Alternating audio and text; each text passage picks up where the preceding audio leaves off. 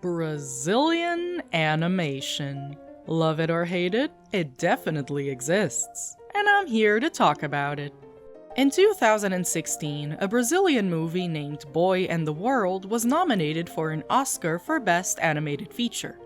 This was a big deal to us because the Academy loves to ignore whatever is going on outside of their little bubble, and it did generate a proper amount of excitement.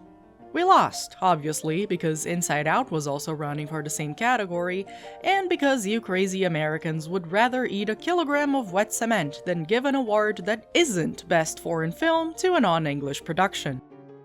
Anyway, I'm not here to talk about Boy and the World. I'm here to talk about the guy who made it. Ale Abreu is a Brazilian animator and director known for many different projects he's completed over the years. And in 2008, one of said projects was hitting the big screen. Garoto Cósmico. Now, I wasn't there. I can't speak for the crew, or for the creator, or for anyone else involved in this. But I'll go ahead regardless and say that actually making this film into a real thing that could be watched by real people must have taken an absurd amount of effort. Why? Because they had a shoestring budget and a production crew that could barely fill up a one-bedroom apartment. Let's run some numbers here, shall we? Think of movies that were released around that time. Bolt, the Disney film, had a budget of $150 million. But okay, fine, that's a major 3D picture from a major studio. Not everybody is that lucky. So consider Secret of Kells, a 2D animated movie from the same era, also created by a smaller studio. It had a budget of $8 million. Garoto Cósmico? $1 million. It's less than 1% of what big theatrical movies had at the time. It is 12% of what international 2D movies had. And how many people worked on this movie? At the height of its production, they had a staggering 15 people. 15! To make a whole movie. So when the Brazilian Wikipedia article says that it took 7 years to make, I'm not even surprised. It's kind of a miracle that it got made at all. Worst part? I had never watched this thing. Didn't even care. I was 12 in 2008 and fell right out of the target demographic. When people talk about how national animation isn't properly appreciated and is ignored by the general public, they're talking about me specifically.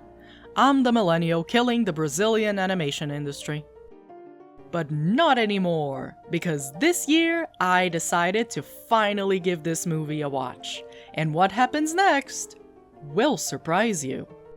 Boredom, depression, alienation, alienations, whimsy, childhood, boredom again, and lots more will be unveiled in this video, including a secret ending to the movie? What?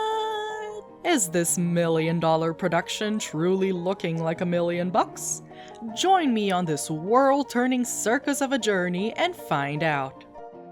I want to talk about Garoto Cósmico. Our story begins in space. Nope, never mind. We have to wait for the sponsored credits.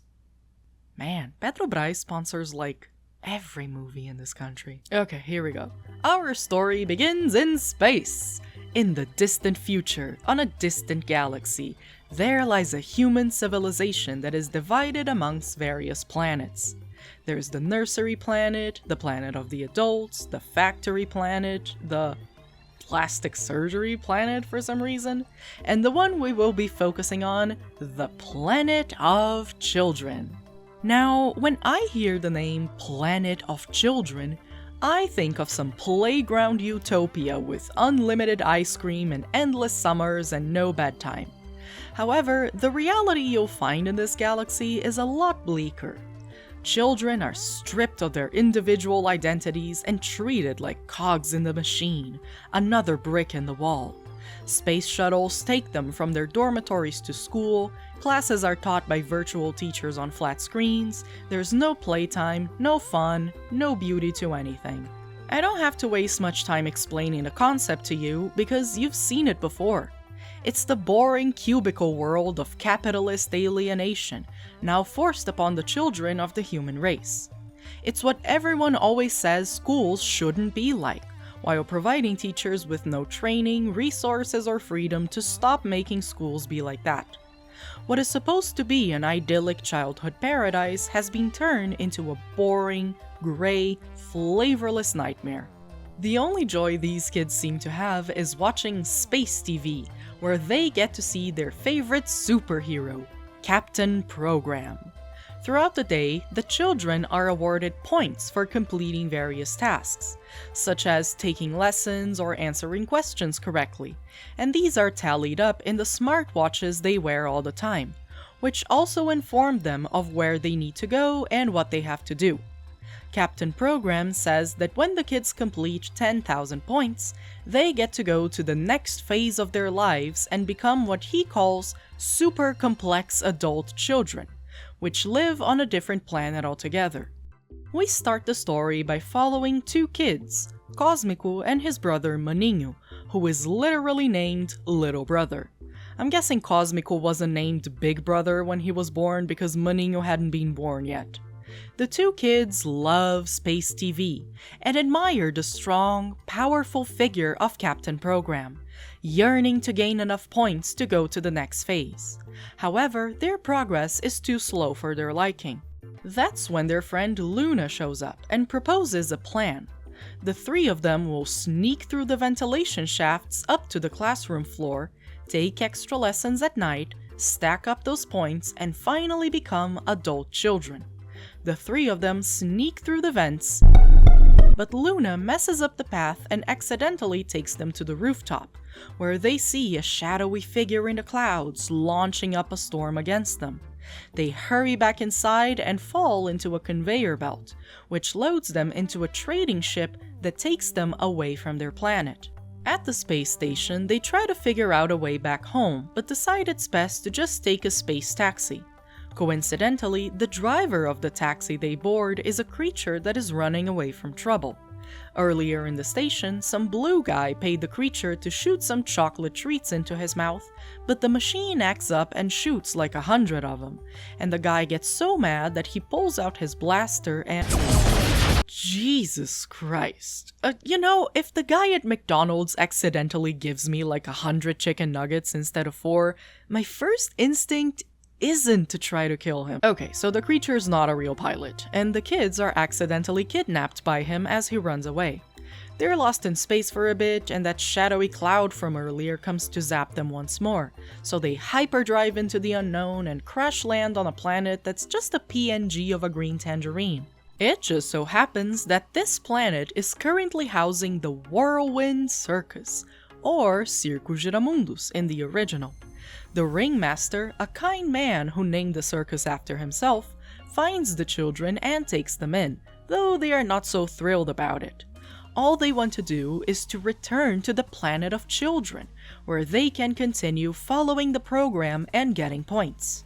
Something I do like about this part is that, firstly, the Tangerine planet is clearly posed as the opposite to the world where the children came from. The machine-like versus the organic, gray versus colorful, mindless routine versus spontaneous play, claustrophobic architecture versus free, open plains. And you'd think that a bunch of kids who grew up surrounded by oppression and sameness would jump at the idea of living in a circus where they can do whatever they like. But not these kids. They hate that stuff. And it makes sense.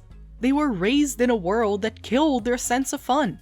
Their idea of entertainment is watching a buff guy talk about how you should hurry up and join the workforce. This is what is natural to them.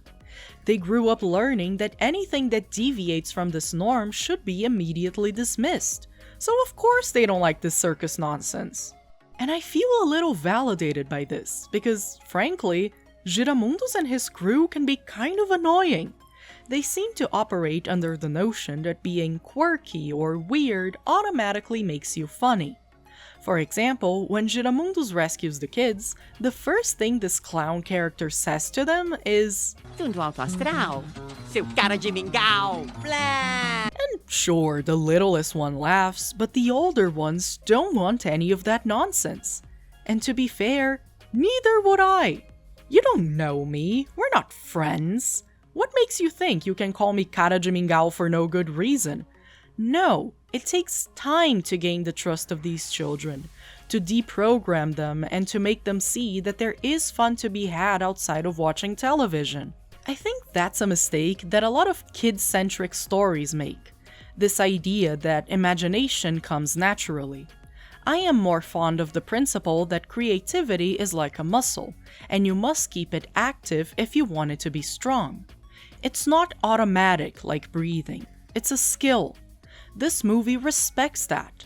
These children just aren't good at being imaginative, and the circus crew works hard to make them understand how you can use your creativity. So, okay, they're at the circus now. But then, just as soon as they're not. They go inside this train that's parked outside. It's actually funny how little time they spend in the circus. Most of the imagination part of this movie happens inside of the train. The kids want to use the train to go back to the planet of children, but it's not that simple. The train is more for experiencing rather than traveling. Each wagon seems to be its own dimension, being much bigger on the inside, and bringing a whole new sensory experience to these alienated children. The first cart they visit is the dressing room, and it's here that the kids gain their official character designs, changing their outfits and the color of their hair. There's the cart where they watch over clouds, the one where they play with sound effects. This one has room for a whole farm, and on this one the animators take a break and draw static images instead of making the characters move. This is what I was talking about with creativity being a muscle. Each train wagon allows the children to experience new things, and actually has them use their imagination to bring different results. For example, when they go inside the sound effects cart, whatever fantabulous sound that the clown imagines is suddenly materialized. He summons the sounds of gargling lions and waterfalls made of juice, and the children hear it. But when the kids try doing it, they can only ask for sounds of things they already know, such as the conveyor belts and the robot teachers, and the room is silent in response. To bring forth the sounds, they have to imagine something new, and they don't even do it, because they're not ready for it. They only learn to think of new things on the next cart over. It is only after visiting all of those different wagons that the kids learn to let loose, which culminates in a moment where they pretend to pilot the train like a spaceship. Everything shifts. The colors, the camera angles, the sound effects, it all simulates the heightened sensations of an actual trip through space, and it's all a product of the kids' imaginations. It's a simple sequence, but it's surprisingly beautiful in what it signifies. But since we can't have too many nice things, in comes the spaceship of Captain Program. And I have to admit, I was kinda surprised that the captain is like a real guy? I thought he was just a TV character. But no, here he is, in the flesh. He has come to take the kids back to the planet of children. Giramundus thinks this whole story is a little fishy, and he tells the kids to stay put and distract the captain while he looks for his old journals. But then the captain's like, "Hey kids, wanna see my cool spaceship?" And the kids immediately follow him, and goddammit children, you had one job. Captain Program tells the kids that in order to be accepted back into their society, they have to play a video game specifically designed for their minds, and wow. I mean, look at these graphics. How much of the $1 million budget do you think they spent on this? 3? It feels wrong to be mean, like they had 15 crew members and no money, and I think the animation here is supposed to look rudimentary on purpose, since it's a video game. But when I look at this scene, I can't help but wonder, if they wanted to make it look better, could they do it? And I just can't shake off the feeling that the answer would be no. The kids have to shoot enemies in this video game, But these enemies are all nightmarish versions of the friends they'd made in the circus. The children realize this and refuse to shoot, thus losing the game, and therefore being deemed deactivated children, meaning they are abandoned by society and tossed out into space. Don't worry, they don't obey the laws of physics, they don't immediately die after being tossed out because I guess the space has oxygen. Captain Program flies back to Boringville and the kids are left adrift. They are rescued by the creature and brought back to the circus, but they're pretty upset over being deactivated. This is when Giramundus reveals that he knows that feeling very well, because he too was raised in the planet of children and became a deactivated child. But he found joy in his circus, and nowadays lives a full and happy life. The kids had never seen anyone thrive outside of their planet colony before, and are starting to like the idea of living away from it. But a bigger enemy has come to darken their days. The shadowy mass that has terrorized them back on their home planet descends upon the circus, launching its armies and zapping bolts upon them. This is the Masaraka, a being of darkness and depression that feeds on boredom. It had made itself a home back in the galaxy from the start of the film, since everything there is grey and terrible, and because the people kept up that status quo, the monster has grown bigger and more powerful than ever. The only things that can defeat the Masaraka are creativity and fun, which should be abundant at the circus, but the terror brought by the shadow is too overwhelming. It attacks Giramundus, turning him catatonic, and swallows up the Garoto Cósmico himself, trapping him in the darkened bowels of its murky form. However, Cósmico is now well versed in the powers of imagination and starts thinking up different ways of escaping from the monster's stomach. And the very act of him imagining things tears the villain out from the inside, as it is ravaged by light and tears at its own guts in despair. The kid is freed, Giramundus is awakened, and the circus crew puts on the spectacle of a lifetime, starving off the Masaraka and scaring it away for good. The kids are seen napping by the fields, as we hear Cósmico's voice narrating the fact that he has started to keep a journal now. This is a good time to bring up the parallels between Cósmico and Giramundus. Even though by the start of the journey they couldn't be more different, they become more and more connected as the film goes on. Out of all kids, Cósmico's design mimics Gira's the most, with the similar color scheme, the star on their chests, and the shade of their hair. They both share a backstory, as they are deactivated children, and much like Giramundus was known to keep journals, Cósmico has started doing so too. After the old man is taken down by the Masaraka, it is Cósmico who steps up as ringmaster and conducts the spectacle that scares the monster away. This points to the idea that Cósmico's future is the same as Gira's. The man was once a deactivated child who found freedom and fun in the arts, and now roams the galaxy as a performer, and Cósmico is bound to do the same as he grows. He will never return to the old alienated ways of his youth, and neither will his friends. They have learned how to use their imagination, and much like how they had to work hard to become inspired, they are ready to inspire others. It's such a sweet resolution to such a sweet group of characters. This movie is not the most action-packed, or the most flashy, or even the most ambitious, but it is certain in its message and boundlessly sincere in delivering it. Also, it might seem like an obvious thing to say, but this movie is gleefully Brazilian. From the way the characters talk, to the textures used in the backgrounds, to the set designs and props and jokes, it's ours. I see my world in this. This isn't just any land of imagination, it's a Brazilian land of imagination, in a way that probably isn't super obvious or even pandering. Again, it's sincere, and I cannot help but appreciate that. There are things to be criticized though. My biggest gripe is the voice acting. Everyone sounds fine except for these freaking kids. They are not delivering in this. Outra porta? Já estou cansada. Eu também. Vamos pra locomotiva? Oh my god, they are insufferable. Where's the inflection? They sound stiff as a board. And you might think, oh, it's because they're repressed, alienated kids who grew up in the boring planet, so of course they sound weird and lifeless. And that would be true if they spoke more fluidly after learning to be creative. And they don't. They're still just as bad.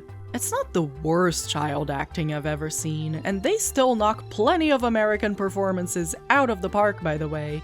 But you know what I said about this movie being Brazilian? The way these kids talk is a very specific brand of bad Brazilian acting. It's the stiff intonation of edutainment, a kind of pandering that is trying to be as inoffensive as possible. It's non-kids trying to sound like what kids would sound like if they're pretending to be adults. I hope this made sense to you. Obviously, I don't have anything against these actors, and I bet they all grew up to be wonderful people and they were giving it their best when they recorded those lines, but it just isn't for me. It gets on my nerves, man, I'm sorry.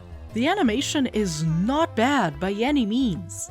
I absolutely adore these character designs. They have a doodle quality to them that helps them feel loose and fun.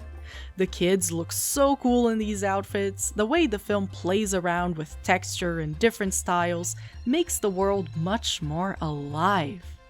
But as much as I can praise the animation, it still cuts corners. They use still frames instead of moving ones. They do the anime thing where the characters are super far away or silhouetted so you don't have to show their lips moving. They repeat animation bits and sometimes they're not even subtle about it. But they had pocket change for a budget and less than a room full of people. They can cut as many corners as they want. There is a lot of heart poured into this. They gave a guy the opportunity to make something cool, and he took it and ran with it.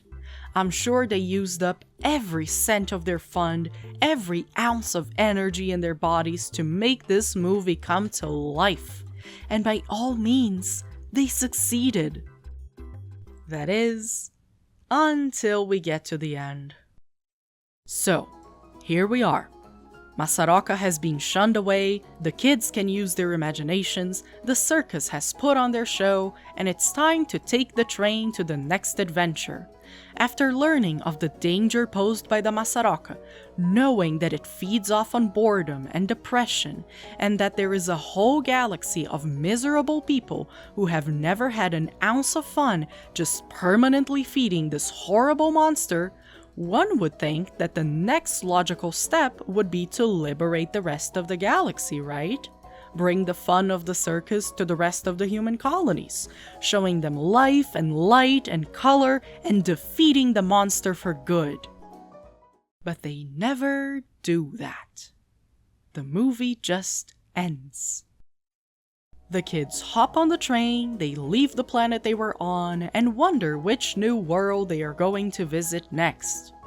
The rest of the humans, the rest of the children, the rest of their friends and classmates is still suffering under an oppressive societal structure where no fun or self-expression is allowed, and which is continuously feeding a monster of eternal darkness. And these guys don't even care. This isn't right. Therefore, I am taking matters into my own hands. In order to give this saga a satisfying conclusion, let me present to you the official sequel to this movie. Move over, Ale Abreu. This is Garoto Cósmico 2, O Circo Contra-Ataca. We start our second movie with the merry gang on their circus train making their way to the galaxy that the kids came from. In the original movie, it is stated that the train can't move fast enough to make that voyage. But in this movie, the kids fix that with the power of imagination, by simply creating a super powerful engine for the train and willing it into existence. On their way to the planet of children, they run into an asteroid shower, and the train is knocked down and crashes into an unknown planet. In this planet, the gang runs into tons of new creatures, with bubble-like bodies that can connect to one another and morph into different shapes. The creatures help them fix the train, and some of them even join the crew. Soon, they are back on track. Their destination is the planet of children. It is a matter of honor to our heroes, and the first step on their plan. Their main goal is to defeat the Masaraka, and for that, they are going to need to turn this boring planet into a place of party and play. Luna has the idea of hacking into their classroom systems, so instead of seeing the electronic lessons of robot teachers during their studying lessons, the kids would be shown a live stream of the circus performance. The problem is that Captain Program is in charge of all media transmissions, so they will need to distract him in order to change the feed. The team splits up, with Gira and Cosmico going to find the captain, and with Luna and Maninho staying with the rest of the circus crew. Luna still recalls her way around the ventilation system, so she guides the characters along the twisting tubes on the way to the control room. Gira and Cosmico take the train and confront the captain in his spaceship. The captain has no interest in them since they are both deactivated citizens, but Cosmico pretends he is interested in becoming part of this grey society again, trying to convince the captain to train him until he has regained his score. The captain falls for it and stops paying attention to the transmissions.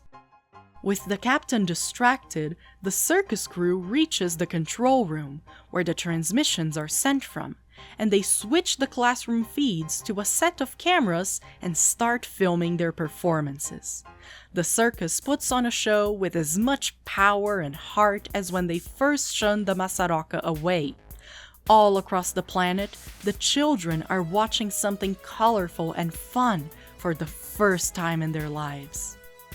As this performance is happening, Maninho stumbles upon an archive, and he sees something that catches his attention.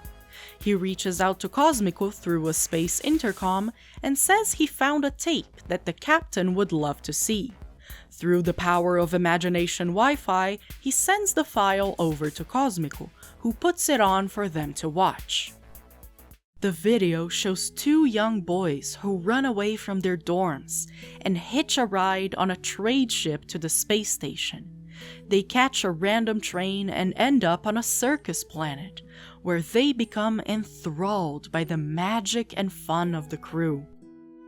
The video moves on and shows a spaceship approaching.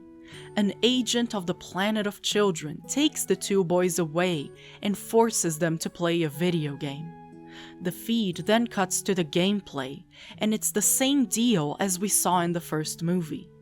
The boys have to shoot at corrupted versions of the friends they just made in the circus. One of the boys shoots, but the other one refuses. The first one is welcomed back into the planet of children as a proud member of their society, and the other boy is rejected into space, becoming a deactivated child. The video shows him being rescued by the circus crew, and then the footage ends. Going back to our heroes, it is clear that the first boy grew up to be Captain Program, and the second kid became Giramundus. The captain is very touched by the footage, as he hadn't thought about his past in a long time. Giramundus had no idea that the captain was his childhood best friend, as he had changed so much as he grew. But now that Gira knows the truth, he is much warmer towards the captain. Back on the planet, the kids are laughing and joking and playing along with the video feed, which causes the clouds to dissipate and the sun to start shining again. The clouds actually being Masaraka, who is weakened by fun and laughter. At the end of the performance, the kids all want to meet the circus crew. They put on a public performance on the rooftops, and the children gather to watch from the windows. We see Masaraka fully shying away from the planet, but the rest of the galaxy is still under his control. Captain Program is a little busy having an identity crisis, so Cosmico takes control of the spaceship and uses it to transmit the circus performance to all other planets. We see a montage of citizens of all kinds and ages watching the show and becoming inspired by the creativity on display. The more the people watch, the more the sun shines through, until Masaraka is completely gone. All that is left is a sky full of stars. The captain and Giramundus are friends again, the kids are free to do what they want, imagination runs wild, and the circus will continue to spread joy and fun throughout the galaxy. The end. Is this sequel perfect? Yes. Yes, it is. Ale, my DMs are open. Let's make this happen. Let's give these characters a proper ending. Garoto Cósmico is not an Oscar winner, but it is a sweet story about fun and imagination. I let my imagination free while coming up with a different ending for these characters, and I think Giramundus would be proud. Thank you for watching. Well, hello there. It was very nice of you to watch this video. Special thanks to my beautiful patrons for making videos like these possible. You guys are the colorful wagons on my imagination train. If you have enjoyed the video, you can also help me out by clicking the like button, subscribing to the channel, and clicking the notification bell too. You can also follow me on a bunch of different places, such as Blue Sky, the website formerly known as Twitter, and my second channel. The link to all of those things will be in the description. Share this video with your friends if you're feeling extra generous. Feel free to leave a comment down below, especially if it is about how much you love Garoto Cósmico. Thank you so much for watching, and I'll see you on my next video. Bye! Special challenge for English speakers. Try to pronounce Ale Abreu's name. It's not Abreu, it's not Abreu, it's Abreu.